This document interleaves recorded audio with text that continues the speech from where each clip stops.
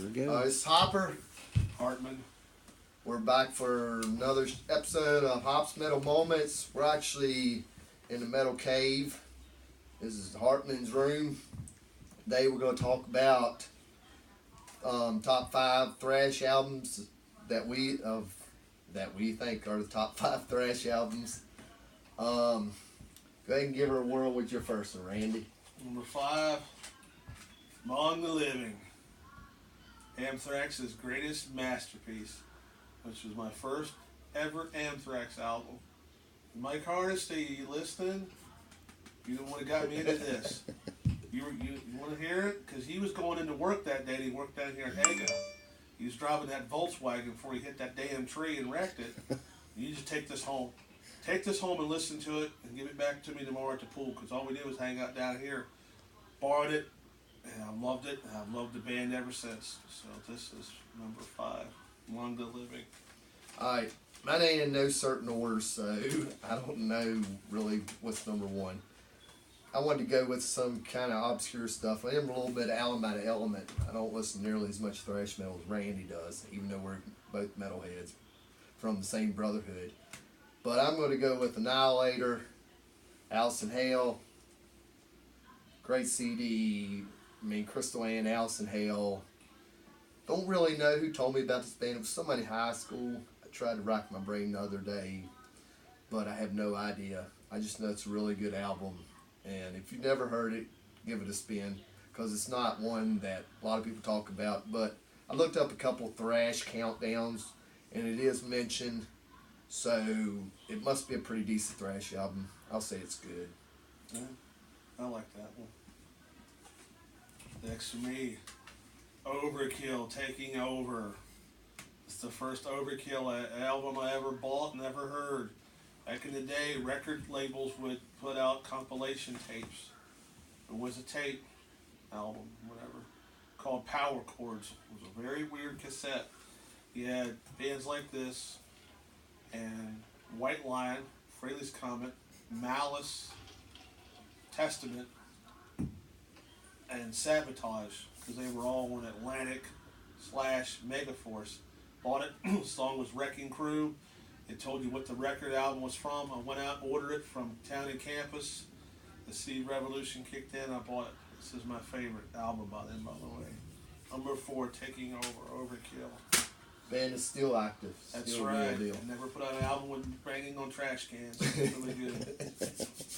Yeah, I don't think Metallica will ever catch the end of that. Not while I'm alive. I don't think, not while a lot of people are alive. Speaking of Metallica, do you remember Jason's debut, Jason Newsted?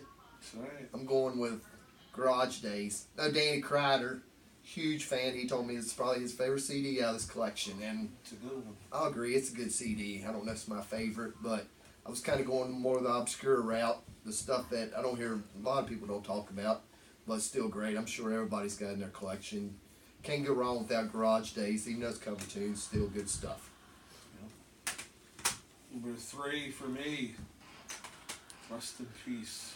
Oh, classic. Dave's ultimate band, ultimate album. This is a great one. I saw them twice. First tour when I had it, they were openers on the Painkiller tour at the Cap Center, which is now the USA Arena. It was Testament, who were on tour with Souls of Black. Judas Priest was on tour for Painkiller, and they were on tour for this. And this is just a 4-star masterpiece. There's not a bad song to be found. And the artwork kicks ass. Artwork kicks ass so bad that I wish I still had the poster I had it when I lived out here by the river. It covered the whole wall. If I still had it, it'd be in here right now. Bought it from R&S. This is it. Dave. Megadeth, number 3, Rust in Peace. Alright, I'm going to go ahead and run my same album. So I guess 2 people agree on this. It's got to be a kick-ass album, Randy. You got the original one, lucky bastards. See that? I got this remastered. Yeah, but you one. probably got the bonus tracks. It's probably some cool Yeah, stuff. but you got the cool back cover with the band. I got that. See? Hi. But I don't know. Jay Taylor probably a big part of the introduction of this band. Yeah, he took me to buy it.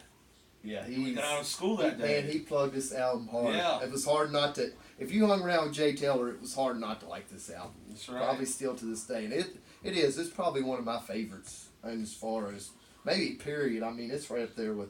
I mean, Master Puppets is timeless, but this is right up there with it as far as great thrash albums. That's right.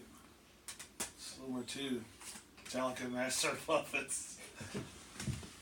This is the record right here. It turned me on to this music. Why do I give them such a hard time? Because look what they were, and look what they became. I don't care how older I get, what happens. I got to grow up with them when they were the most awesomest, fiercest band in the world, and this is the reason why. I didn't know a lot about this stuff, but my brother-in-law made a cassette. He's like, he was dating my sister. He's like, you know what, Metallica, like, what is that, a shaving utensil? Oh man, this band's gonna take over the world. I'm like, okay.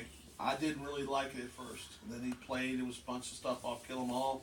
This came out, I borrowed it, and you hear that first acoustic thing, and then Battery comes in and kicks you right in the balls. I was like, well shit, if these guys could do it, there's got to be other ones, but if it wasn't for them and this album, I wouldn't be buying it today. Number 2, Master of Puppets, Metallica. Yeah, I agree, man. Masters, it's a classic. I mean, it's like Not a bad song great. to be found. I mean, it is great. And then I'm like, Randy, how can you write that masterpiece and then release the piece of crap called Saint Anger? Yeah, and Loaded. Yeah, I mean, Load, you got all that. That's 3 albums that, and you write that. And don't forget Lulu now. Lou Reed, don't forget that. A whole decade. That's a whole decade, Randy. Well, yeah. A bad album. See, we filming? That's why occasionally you gotta have that. For that. I don't even know if there's enough of that to. You better have a whole factory, boy, for that. Alright, so let's move on. Well, we bashed Saint Anger enough, but I don't know if you can bash it enough. It is pretty poor. No. Pantera's vulgar display of power. I mean, I guess I was going to, Music Lane in the mall, Valley Mall. Chris, she used to work there. She used to tell us all the new stuff was coming out. I don't know if she was off that night, but there was, whoever worked in there, he was like, telling me if I like Metallica that I need to check out this new band called Pantera. And man, I bought it. I was like, holy shit, this stuff is awesome. Yep. I was like, man, you can't go wrong. And to this day, Walk is probably one of the best riffs ever wrote. Dimebag, rest in peace. But, you know, with no Dimebag, there'll never be a Pantera reunion. But, No. man, they were awesome. I mean, they carried the flag for metal for many years. When everybody else was doing all their weird shit, man, Pantera was just shoving it down your throat every album. I mean, right. you could never go wrong. And that's why Pantera made the top 5. Number 1, any doubt?